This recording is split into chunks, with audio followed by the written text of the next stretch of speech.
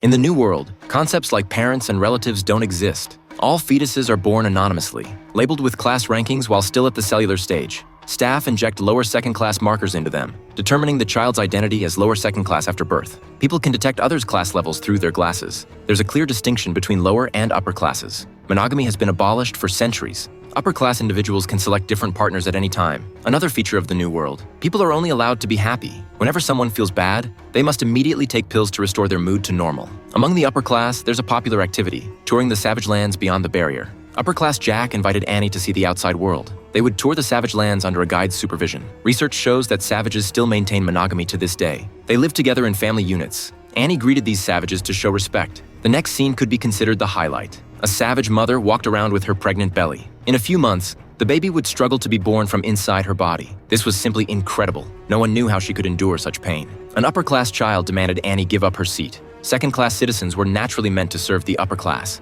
As she stood to move, Jack stopped her and snatched the boy's badge away. In the savage lands, there was no signal. They could only distinguish identities through badges. This terrified the boy. The badge's function was crucial. Only after Annie's persuasion did Jack return the badge, but he warned the boy to tone it down. This wasn't the New World. The others were frightened by this action and quickly guarded their identity badges. With no choice, Jack hurriedly took out pills he carried and distributed them to every passenger in the vehicle. This would make them forget this little incident. The vehicle finally arrived. The guide excitedly informed everyone they had arrived just in time for the savages' important holiday, Black Friday. Now there would be a good show. The tourists left the vehicle, holding popcorn as they sat behind glass to watch this spectacle. The savages were ready. With a whistle, everyone rushed into the mall simultaneously to shop. To entertain the upper class, today's goods were especially cheap. The savages swarmed in. The scene stunned the upper-class observers. The mall was as terrifying as a battlefield. The next stop was a savage wedding ceremony. As for why they held such rituals, the reasons were lost to time. But this custom had created competition for mates, sometimes even sparking wars when severe. Such behavior was unimaginable to people from the New World.